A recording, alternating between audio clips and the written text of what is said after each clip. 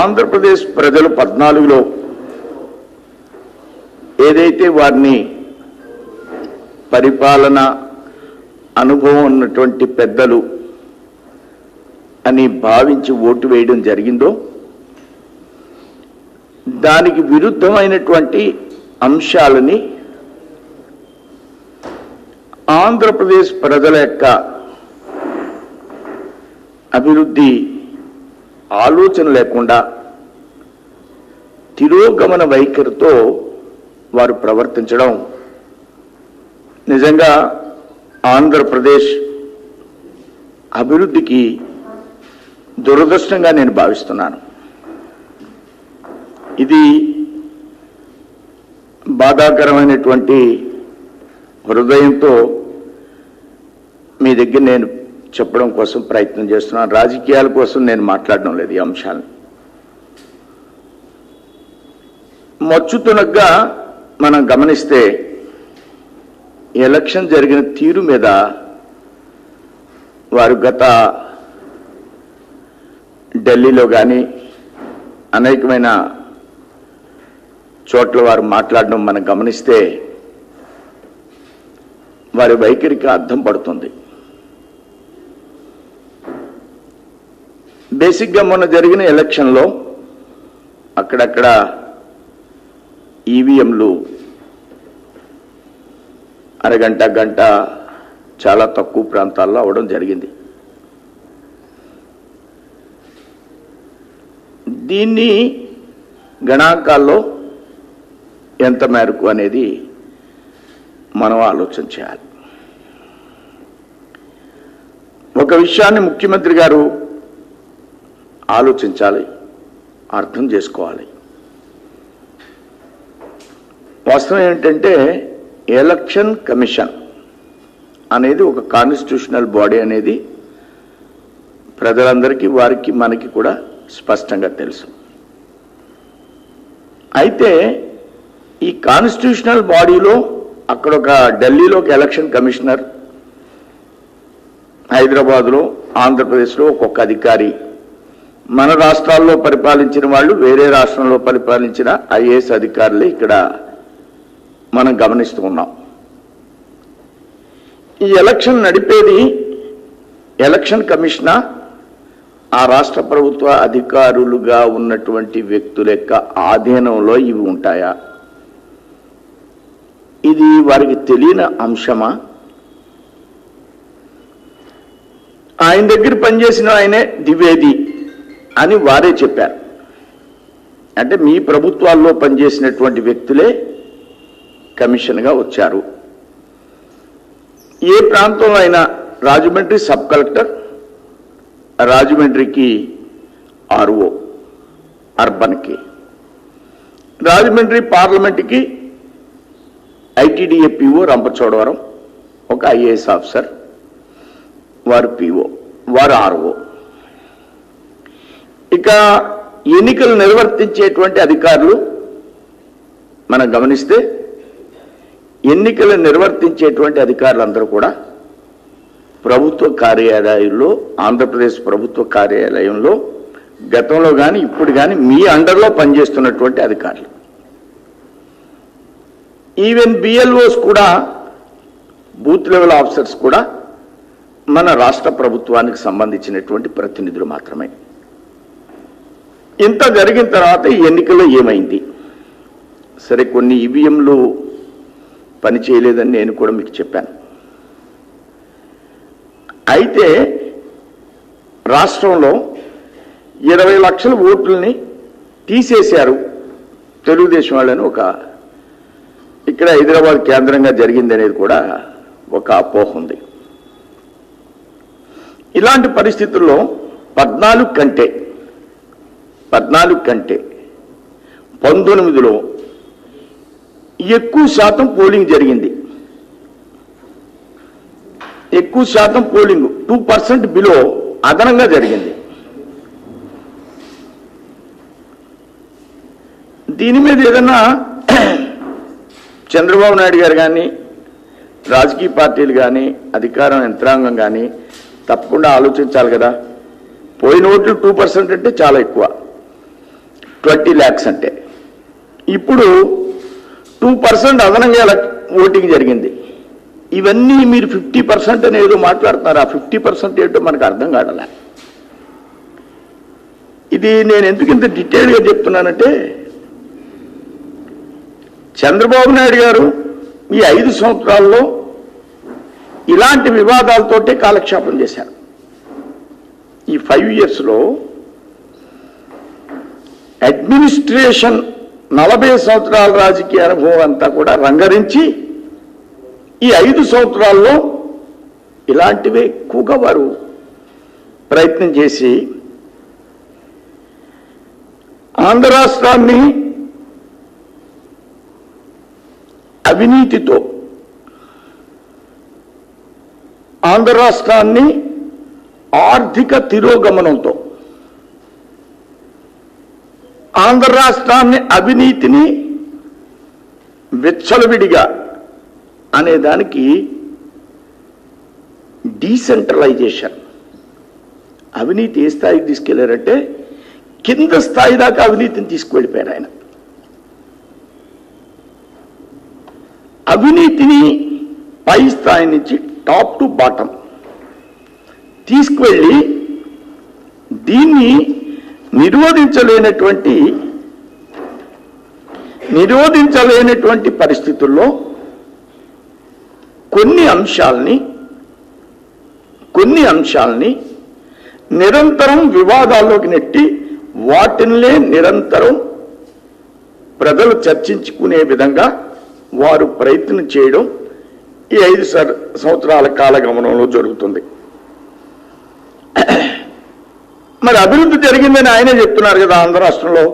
మీరు అడగొచ్చు, ఇది ఎలా జరిగిందండి అభివృద్ధి, ఎక్కడి నుంచి వచ్చింది ఈ అభివృద్ధి అంటే, అభివృద్ధి మోడీ మూలంగా జరిగింది ఆంధ్రప్రదేశ్లో.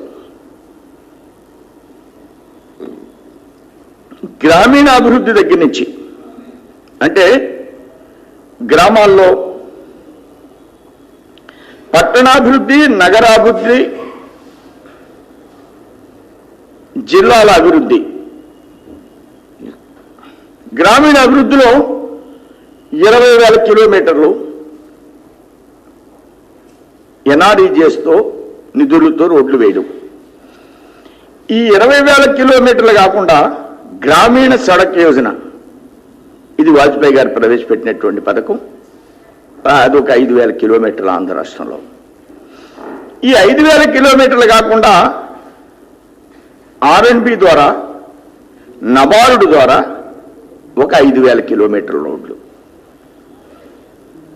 ఇలాగా సిపిఓ అనేటువంటి సంస్థ, సెంట్రల్ గవర్నమెంట్ ఇది, దాని ద్వారా మరొక 2,800 కిలోమీటర్ల రోడ్డు. ఇది ఓన్లీ రోడ్స్ కోసం గ్రామీణంలో నేను చెప్తున్నాను. స్వచ్ఛ భారత్ మూలంగా అనేక రకాలైనటువంటి అభివృద్ధి కార్యక్రమాలు, వ్యక్తిగత మరుగుదొడ్ల దగ్గర నుంచి గ్రామాల్లో ట్రాక్టర్లు కానీ, మంచి మంచి గ్రీన్ కలర్ వేసినటువంటి శానిటేషన్కి సంబంధించి అనేక వాహనాలను గ్రామాల్లో కానీ, నగరాల్లో కానీ, పట్టణాల్లో కానీ ఇవ్వడం జరిగింది. 20 రకాల అభివృద్ధి కార్యక్రమాలు గ్రామాల్లో, పట్టణాల్లో జరిగినాయి నరేంద్ర మోడీ యొక్క కార్యక్రమంలో. అందులో వర్మీ కంపోస్ట్ పిట్స్, దీన్ని అభివృద్ధిని ఏ విధంగా అవినీతి చేశారనే విషయం కోసం మీకు చెప్తున్నా. ఈ పిట్స్ ఒక తునిలో 1 సంవత్సరంలో 3 కోట్లు ఈ పిట్స్ కట్టేమని తీసేసుకున్నారు. అంటే కింద స్థాయి దాకా అవినీతికి నేను ఉదాహరణ చెప్తున్నా. ఇది రాష్ట్ర వ్యాప్తంగా జరిగింది. అలానే గ్రామాల్లో జలవర్షిని నీటి కుంటలు అన్ని పొలాల్లో మీకు తీయాలి. ఇది 2 లక్షలు. దీంట్లో 1,000 కోట్లు అన్ని ఒక అసెంబ్లీలో ఒక మంత్రి 500 కోట్లతో ఆయన ఒక అసెంబ్లీ అంతా 500 కోట్లతో వారి అసెంబ్లీలోనే తవ్వేశారు శ్రీకాకుళం జిల్లాలో. ఇంకా ఈ విధంగా చెప్పుకుంటూ వెడితే నేను అవినీతిని ఏ విధంగా కింద స్థాయి దాకా తీసుకువెళ్ళారనే దానికి ఇసుక అమ్మారు, మట్టి అమ్మారు, జన్మభూమి కమిటీ ఇల్లు ఇస్తే 20,000, లోన్ ఇస్తే ₹1,00,000 సబ్సిడీ, లోన్ ఇస్తే 20,000, పెన్షన్ ఇస్తే 3 నెలలు ఇచ్చేయాలి. ఒక మట్టిలో అండి ఎన్ఆర్ఈజీఎస్కి కేంద్ర బడ్జెట్ 62,000 కోట్ల రూపాయలు. ఈ 62,000 కోట్ల రూపాయల్లో ఒక సంవత్సరానికి అయితే 29 రాష్ట్రాలు అయితే పెద్ద రాష్ట్రాలు యూపీ, బీహార్కి ఎంత వస్తుందో మీరు ఒకసారి అంచనా వేయండి. 62,000 కోట్లలో 19, 18 ఆంధ్ర రాష్ట్రానికి 10,000 కోట్లు వచ్చింది. ఆ విధంగా 5 సంవత్సరాల్లో 30,000 కోట్లు వచ్చింది. 30,000 కోట్లలో 16,000 కోట్లు పెట్టి 16,000 కోట్లు పెట్టి చెట్టు నీరు అనే పేరుతో అన్ని చెరువులు ఎంత దూరం తవ్వారంటే, ఎంత లోతు తవ్వారంటే మానవ హక్కుల సంఘానికి ఫిర్యాదు చేశారు. ఒక అసెంబ్లీలో, ఒక గ్రామంలో మట్టి ఎంతవరకు తీయాలనేది ఇరిగేషన్ డిపార్ట్మెంట్ వాళ్ళు చెప్తారు, అంతకంటే ఎక్కువ తీయకూడదు. ఒక తాడి నిలువు లోతు తవ్వేశారు. అందులో ఎవరైనా పడితే చచ్చిపోతారు. ఇది 45,000 కోట్ల రూపాయలు మట్టి అమ్మేశారండి. క్యూబిక్ మీటర్ యొక్క ఖర్చుతో క్యాలిక్యులేట్ చేసి చెప్తున్నాను నేను. 45,000 కోట్ల రూపాయలు మట్టి అమ్మేశారు. 16,000 కోట్లు అప్పనంగా తినేశారు. అంటే 60,000 కోట్లు పెద్ద స్కామ్ ఇది. ఇంకెసుక లెక్కే ఉంది, తవ్వేసుకోవడం, అమ్మేసుకోవడం, తవ్వేసుకోవడం, అమ్మేసుకోవడం.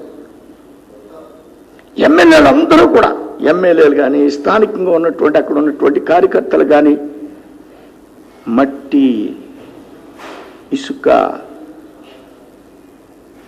పెన్షన్లో, ఇళ్లలో, లోన్స్లో దొరికినట్లుగా వాళ్ళు ఇది ఇంత అభివృద్ధి నేను చెప్పేది వాళ్ళు తినేది ఒక్క మోడీ యొక్క ప్రభుత్వం ఇచ్చినటువంటి గ్రాంట్ మూలంగానే. ఇది కాకుండా మేము ప్రతి జిల్లాని మినిమం 15,000 కోట్లు 16,000 కోట్లతో సెంట్రల్ గవర్నమెంట్ యొక్క డైరెక్ట్ నిధులతో అభివృద్ధి చేసినటువంటి కార్యక్రమాలను నేను 13 జిల్లాల్లోనూ చెప్పగలను. ఒక ఈస్ట్ గోదావరి గురించి చెప్తా. 10 సంవత్సరాలు కాంగ్రెస్ పార్టీ అధికారంలో ఉండగా కాకినాడ నుంచి రాజోల్ దాకా, నర్సాపురం దాకా రైల్వే లైన్ అన్నారు. అది కాంగ్రెస్ ఎంపీలు అందరూ కూడా రైల్వే కూస్తూనే ఉన్నారు. హర్ష 1,500 కోట్లు ఇచ్చాం.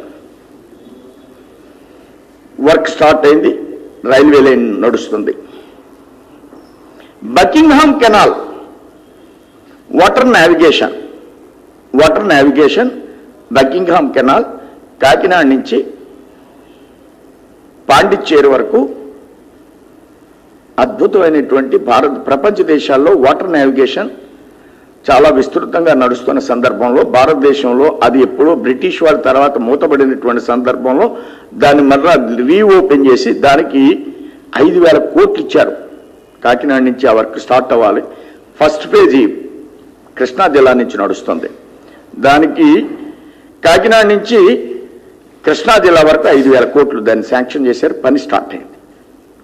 ఒక తూర్పుగోదావరి జిల్లాల విషయాలే మీకు నేను చెప్తున్నా. ఇలానే కాకినాడ నుంచి పిఠాపురం దాకా రైల్వే లైన్ని యాడ్ చేశారు, 500 కోట్లు ఇచ్చారు. ఇలానే తూర్పుగోదావరి జిల్లాలో 6 వేస్ ఆల్రెడీ కంప్లీట్ చేశారు, 5,000 కోట్లతో కంప్లీట్ చేశారు వర్క్. కత్తిపూడి నుంచి రాజోలు వరకు కాకినాడ దాకా కంప్లీట్ అయింది. ఇలానే బిల్లులో లేని 2 యూనివర్సిటీలని కాకినాడకి శాంక్షన్ చేశారు. ఇలానే 1,500 కోట్లతో లాజిస్టిక్ పార్క్ ని కాకినాడలో స్టార్ట్ చేశారు. ఇలానే మీకు ఆ జిల్లాలో 15,000 కోట్ల ప్రాజెక్ట్ని భారతీయ జనతా పార్టీ, ఇదే విధంగా నేను 13 జిల్లాల్లో మీకు నేను ఎక్స్ప్లెయిన్ చేయగలను. అదే చంద్రబాబు నాయుడు కళాతోరణం అని ఒకటి పెట్టాడు, పెద్ద ప్లాఫ్ షో. కావాలంటే మీరు ఏ రోజు పేపర్లో వచ్చిందో మీరు నేను చెప్పినవి ప్రతి జిల్లా గురించి చెప్పగలను. అనంతపురంలో చెప్పగలను, కడపలో చెప్పగలను, రాయలసీమ జిల్లాల్లో 7,500 మెగావాట్లు సోలార్ పవర్ జనరేషన్ ఇచ్చారండి. మెగావాట్కి 1,000 కోట్లు సబ్సిడీ ఇస్తుంది సెంట్రల్ గవర్నమెంట్. 3 జిల్లాల్లోనూ వచ్చినాయి. కియో బైలాటరల్ అగ్రిమెంట్లో ప్రధానమంత్రి వెళ్ళి సంతకం పెడితే అనంతపురంలో వస్తే ఆ కియో నాదే అంటారు. వివాదం దాని గురించి. సైలెంట్గా ఇప్పుడు మోడీ గారు బైలాటరల్ అగ్రిమెంట్లో వివిధ దేశాలకు వెళ్ళినటువంటి పరిశ్రమలు ఆంధ్రప్రదేశ్లో 25 వచ్చినాయి. 25 నా దగ్గర లిస్ట్ ఉంది. కానీ ఒక కియో గురించే చెప్తారు. అది లండన్కి సంబంధించినటువంటి, లండన్ వెళ్ళినప్పుడు వారు హాస్పిటల్ మీద సంతకాలు పెట్టారు. ఒక లండన్ హాస్పిటల్ ఒకటి ఈవేళ విజయవాడలో వస్తుంది.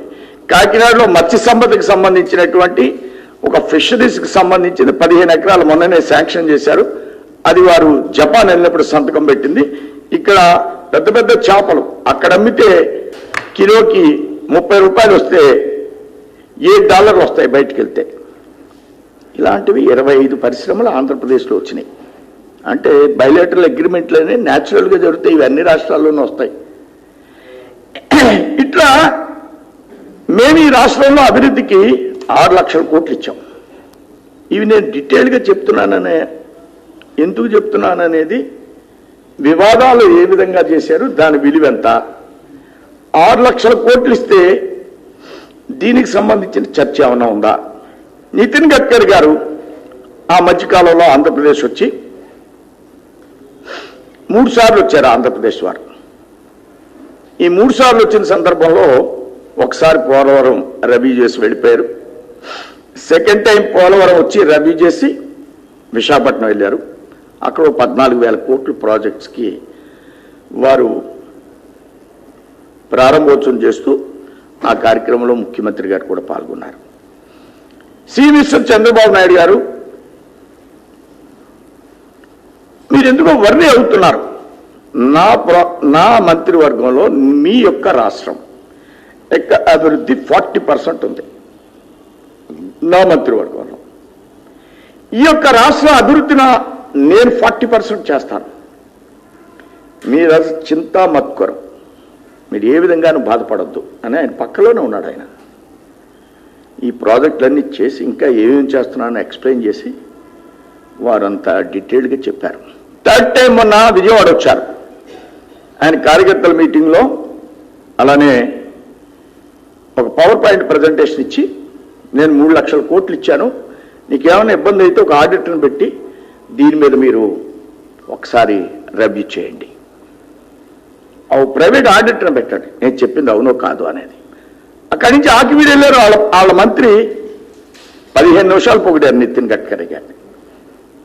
ఇలా పొగడ్డంగాని స్టార్ట్ చేస్తే అందరు మంత్రుల్ని అంతే టైం పొగడాలా. కేంద్ర మంత్రుల్ని, ఆంధ్రప్రదేశ్లో ఉన్నటువంటి మంత్రులు. ఈ 6 లక్షల కోట్లు ఎట్లా వచ్చినాయి? పొగడ్డాలి నితిన్ గడ్కరీనే కాదు, పంచాయతీరాజ్ మినిస్టర్ని కూడా పొగడాలి. వెంకయ్యనాయుడు గారు ఎంతకాలం ఉన్నారో ఆయన్ని కూడా పొగడాలి. 10 లక్షలు ఇచ్చారు. పంచాయతీరాజ్ మినిస్టర్ ఒక ఎన్ఆర్ఈజెస్కే 40,000 కోట్లు ఇచ్చారు. అందుకే 67 ప్రైజులు వచ్చినాయి రాష్ట్ర ప్రభుత్వానికి. ఈ రాష్ట్ర ప్రభుత్వం ఒప్పుకోవడానికి నేను బేసిస్ గణాంకాలు చెప్తున్నా. కేంద్రం ఇంప్లిమెంట్ చేసినటువంటి పథకాలు అద్భుతంగా ఆంధ్రప్రదేశ్ ప్రభుత్వం చేసింది, అందులో అవినీతి ఎంత చేసింది అనేది లెక్కలు మా చంద్రబాబు నాయుడు అద్భుతంగా రాసేయగలడు. ఏమంటారు, ఏదో గుప్తుడు అంటారు, చిత్రగుప్తుడు. అందులో అబద్ధాలు తయారు చేయడంలో ముఖ్యమంత్రి గారిని మించినంత చిత్రగుప్తుడు భారతదేశంలో ఎవరో ఉండరు. ప్రమాణంగా తయారు చేసి అక్కడ పంపించేస్తాడు కళాపురుషుడు.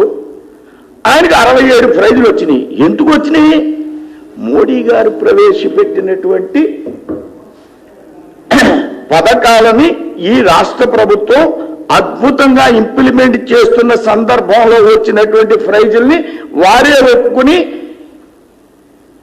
సెక్రటరియట్లో ఒక పెద్ద గది కట్టి దాంట్లో పథకాలన్నీ పెట్టారు. ఎవరిచ్చినాయి ఆ పథకాలు? ఎవరిచ్చినాయి? ఏమో అంటారు కదా, ప్రైజ్ ఇస్తారు కదా, అవన్నీ అక్కడ పెట్టారు. కేంద్ర ప్రభుత్వం డబ్బు ఇవ్వలేదంటాడు. ఈ 67 పథకాల్లో ఈ 6 లక్షల కోట్లు ఇచ్చినటువంటి దాంట్లో ఎంత కొట్టారు అనేది వేరే విషయం.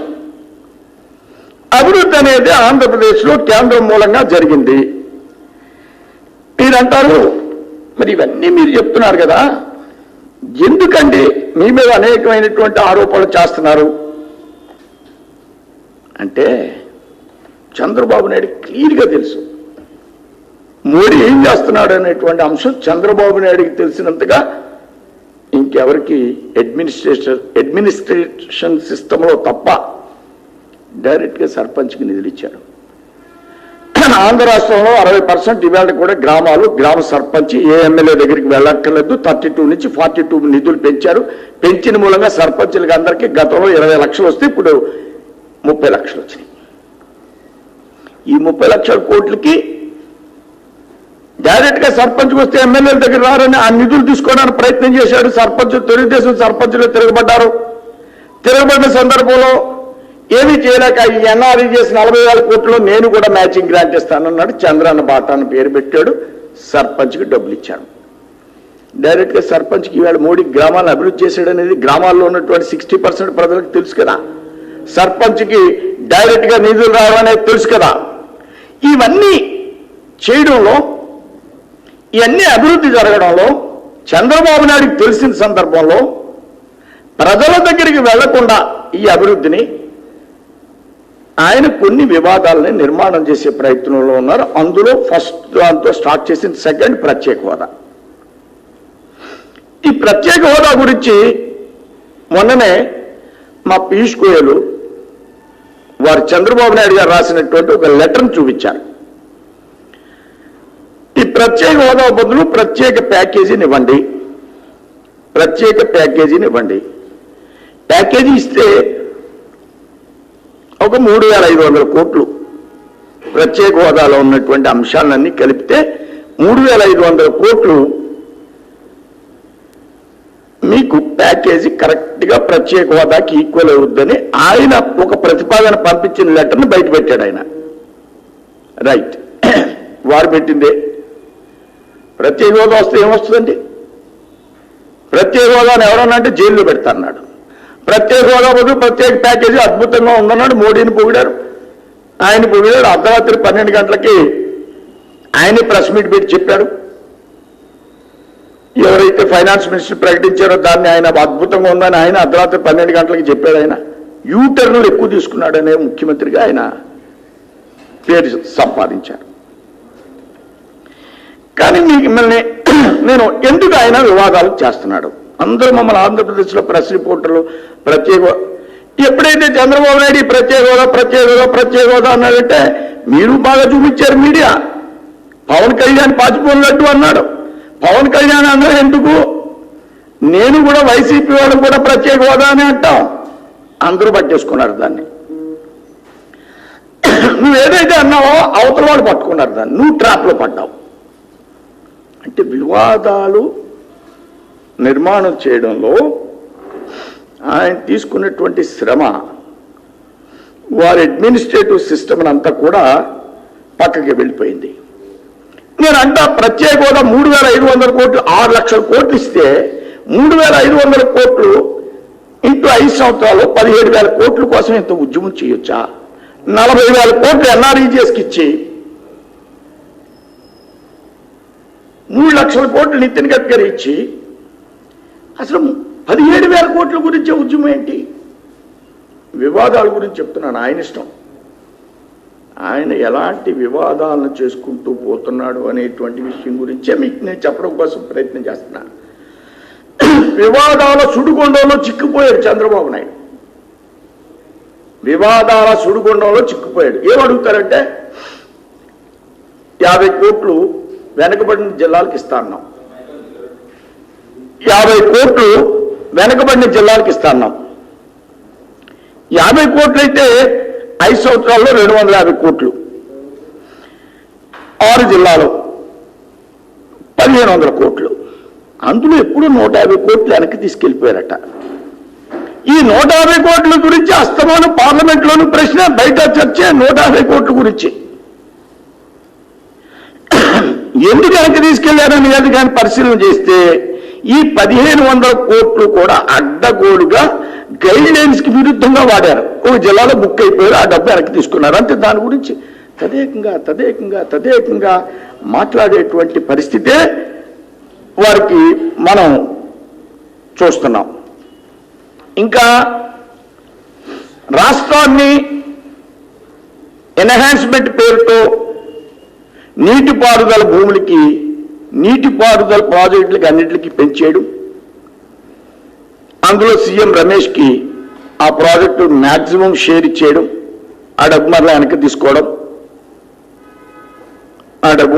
తీసుకోవడం, ఇలానే కొన్ని అగ్ర సంస్థలకు కూడా పోలవరం కూడా ఏటీఎంగా మార్చేసుకోవడం, పోలవరాన్ని రోజు సోమవారం అనడం, పోలవరానికి చంద్రబాబు నాయుడుకి ఏ విధమైన సంబంధం లేదంటాను. మీ అందరికి కూడా నేను ఒకసారి ఎప్పుడు ఇక్కడ చెప్పలేదేమో ఒకసారి చెప్తాను.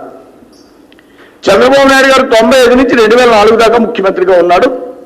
ఆ టైంలో ప్రధానమంత్రి దేవగౌడ.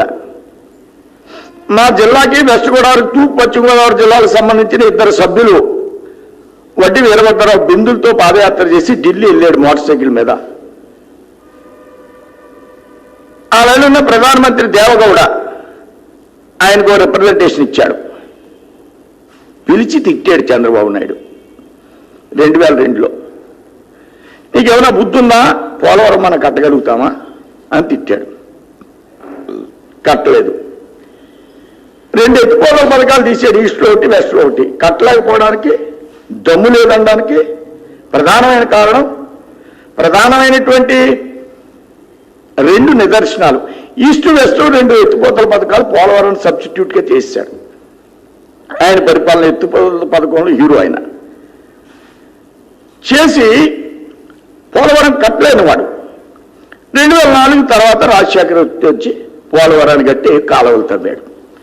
ఆ కాలువల్లో నువ్వు పంపెట్టి నువ్వు ఒక ఎత్తిపోతల పథకం మళ్ళీ యాజిటీస్గా నువ్వు చేశావు. ఎప్పటిదాకా కాలక్షేపం చేశావు? 2017 దాకా చేశాడు. 2016 దాకా, 14 నుంచి 17, 18, 19 ఈ 3 సంవత్సరాలే పోలవరం 7,000 కోట్లు ఇచ్చింది కేంద్రం. ఎన్హాన్స్మెంట్ పేరుతో 1,000 కోట్లు పెంచేసి పథకాలకు అన్నింటికి కూడా దాంట్లో కూడా డబ్బు లాగేశారు. ఈ విధంగా నీటి ప్రాజెక్టులే కాదు అనేక విధాలైనటువంటి అవినీతి చేస్తూ బేసిక్గా మనం ఆలోచించవలసి వస్తే ఆర్థిక పరిస్థితిని ఏ విధంగా తీసుకొచ్చారంటే ఫైనల్గా సర్వశిక్ష అభియాన్లో కస్తూర్బాయి పాఠశాలకి భోజనం పెట్టడానికి 4 నెలలు బిల్లు ఇవ్వలేదండి. 10th క్లాస్ చదివేదాకా పిల్లలు ఉంటారు. బిల్లు లేకపోతే, డబ్బు లేకపోతే ఎక్కడి నుంచి వస్తుంది డబ్బు? ఆ సర్వశిక్ష అభియాన్ పీడీని ఒకసారి నేను అడిగాను, ఎందుకయ్యా వీళ్ళకి డబ్బులు ఇవ్వడం లేదు, వాళ్ళకి భోజనం లేదని తెలుస్తుంది. అలాగే maintenance grants, school maintenance grant ఉంటుంది 50,000 స్కూల్స్లో, అన్ని వెనక్కి తీసేసుకున్నారు, దానికి ఇచ్చారు డబ్బు. పిల్లలకి బట్టలు కుట్టించుతారు సర్వశిక్ష అభియాన్లో, స్కూల్ యూనిఫారం కుట్టినోడికి డబ్బులు లేవు. ఇంత చిన్న విషయంలో మైన్యూట్ అయినటువంటి అంశాల్లో ఎన్నో చోట్ల మున్సిపాలిటీలో కట్టినటువంటి హౌస్ ట్యాక్సెస్ కూడా స్టేట్ గవర్నమెంట్కి తీసుకుంటున్నారు. మున్సిపాలిటీలో కట్టినటువంటి అమృత పథకంలో సెంట్రల్ గవర్నమెంట్ గ్రాంట్ వచ్చినా ఆ గ్రాంట్ను కూడా పక్కకు మళ్లించి వాళ్ళు చేసే పనులకు బిల్లులు లేకుండా చాలా టెండర్లు అసలు కాంట్రాక్టులు పార్టిసిపేట్ చేసే పరిస్థితి లేదు. ఇది ఆర్థిక పరిస్థితి, దుస్థితి. 60,000 కోట్లని 1,40,000 కోట్లు కలిపి 2 లక్షల కోట్లు అప్పు చేసాడు. 40 సంవత్సరాల రాజకీయ చరిత్ర ఉన్నటువంటి అభివృద్ధి కారకుడు అనేటువంటి వ్యక్తి అవినీతి చేస్తూ అప్పును పెంచేసి ఆ రాష్ట్రాన్ని ఆర్థిక తిరోగమనంలో పెంచి ఏదో పసుపు కుంకాలు, ఆ కుంకాలు, ఈ కుంకాలు ఏటి? కాంట్రాక్టర్కి డబ్బులు లేవు, పిల్లలకు భోజనం పెట్టడానికి డబ్బు లేదు. ఇవన్నీ ఎందుకు ఈ 5 సంవత్సరాల్లో ఇతను ఎలా దిగజారిపోయాడంటే ఫైనల్గా చిన్నబాబు అండి.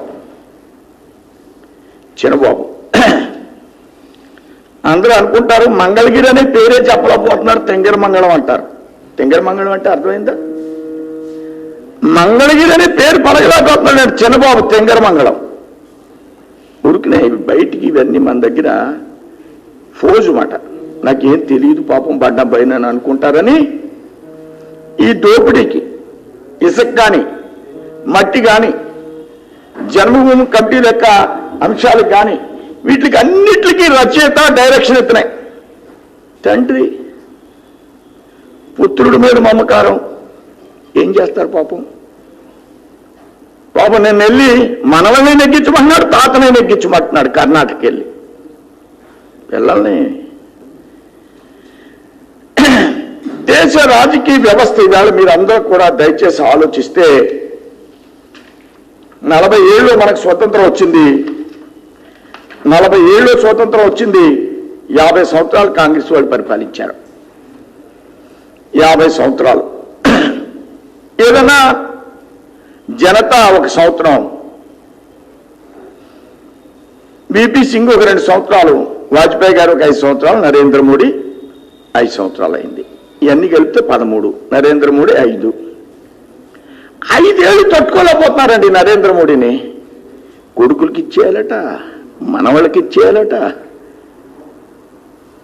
అందరూ కలిసిపోతున్నారు అడ్డగోలుగా.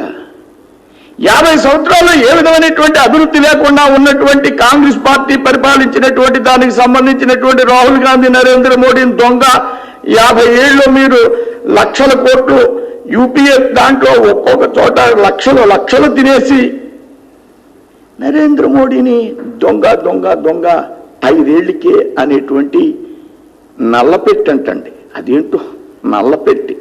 నేను చిత్రదుర్గ వెళ్ళొచ్చాను. ఆయన ఒక ఎస్సీ క్యాండిడేట్, చిత్రదుర్గ క్యాండిడేట్. అక్కడికి ప్రధానమంత్రి వెళ్ళారు. నల్లపెట్టి కనపడిందంట. నల్లపెట్టి కనపడినట్లు నల్లపెట్టి కనపడితే అందులో డబ్బు ఉందంట. ఏంటంటే ప్రధానమంత్రి హెలికాప్టర్లో డబ్బు పట్టుకెళ్ళి అక్కడ పడబెట్టండి. ముఖ్యమంత్రి తిరిగి హెలికాప్టర్లో డబ్బు ఇస్తున్నాడా? స్పెషల్ ఫ్లైట్లో డబ్బు ఇస్తున్నాడా? ఎక్కడ జరుగుద్ది? ఎందుకు జరుగుద్ది? దేనికి జరుగుద్ది? మీకున్న లక్షణాలన్నీ ఇతర వాళ్ళకు కూడా ఉన్నాయనా? ఈ విధంగా 5 ఏళ్ళు పరిపాలకుల్ని ఏదో విధంగా దించేయాలి, 50 సంవత్సరాల్లో మా అవినీతిని కప్పిపుంచుకోవాలి, నెక్స్ట్ టైం మాకు కానేమన్నా ప్రమాదమా అనే ఆలోచనతో మీరు ప్రయత్నం చేస్తున్నారు. నరేంద్ర మోడీ భారతదేశానికి 100% ప్రధానమంత్రి కాబోతున్నాడు. 100% ప్రధానమంత్రి కాబోతున్నాడు. పొలిటికల్లకు అంటున్నాయి కొంతమంది రాజకీయ నాయకులు, వారిని సమర్థించేటువంటి కొన్ని సంస్థలు. ఎవరో ఒక అబ్బాయి నాకు ఈ మధ్యన ఒక పెట్టాడండి, ఫైనల్ క్లోజ్ చేసేస్తున్నాను. ఇంకా ఆయన ఏం పెట్టాడంటే, మీరు కొద్దిగా మాధ్యమాన్ని గట్టిగా డైరెక్ట్గా మాట్లాడాలండి. మీరు అంత సరిగా మాట్లాడడం. ఏం డైరెక్ట్గా మాట్లాడతాను మాధ్యమాన్ని? అవకాశం అంటే మా మీద కూడా నమ్మకం, మేము ఇంకా గట్టిగా అనడం లేదని మా మీద అబ్బాయి పెట్టింది కూడా మీకు కావాలి చూపిస్తాను పర్సనల్గా. ఎవరో నాకు తెలీదు. మా మీద కూడా విశ్వాసాన్ని, మీ మీద కూడా మేము తిరగబడాలని. ఎలా తిరగబడుతున్నాం మీ మీద? అవకాశం లేదు కదా. నేనంట రాబోయేటువంటి రోజుల్లో 19 తర్వాత అందరూ కూడా ఆత్మపరిశీలన చేసుకునేటువంటి పరిస్థితి వస్తుంది. మీ అందరికి కూడా, మీరు ఇక్కడ ఉన్నారు కాబట్టి సరిపోయింది. అక్కడ మేము పేపర్లు కరపత్రాలు అయిపోయినాయి, చదవలేకపోయాం. ఆఖరి ఎలక్షన్లో కరపత్రాల మాదిరిగా అయిపోయినాయి. ఇక మీకు ఇలాంటి పరిస్థితి ఉండబోదని భగవంతుడు నేను కోరుకుంటూ మీ దగ్గర నుంచి సెలవు తీసుకుంటున్నాను.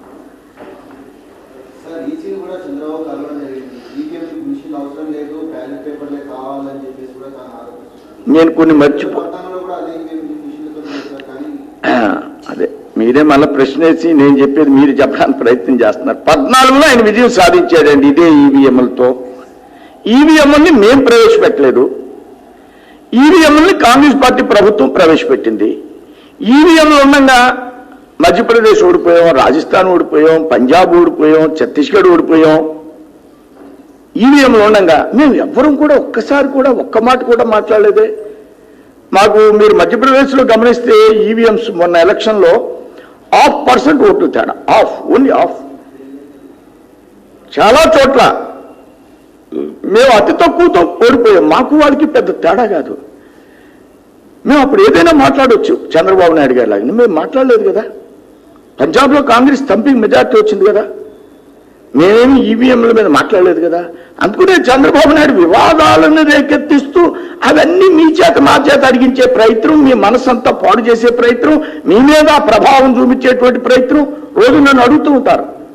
ఏంటండి బాబు ఇలా మాట్లాడేస్తున్నారు, ఈ పేపర్లు ఏంటండి, ఈ టీవీలు ఏంటండి అని. సరే మంచిదేనండి, మాట్లాడినప్పుడు వారికి కూడా తెలుస్తుంది. చంద్రబాబు నాయుడు ఓన్లీ అపోహలు క్రియేట్ చేసే పరిస్థితి అని మీకు నేను తెలియజేస్తున్నా. ఇంకెవరన్నా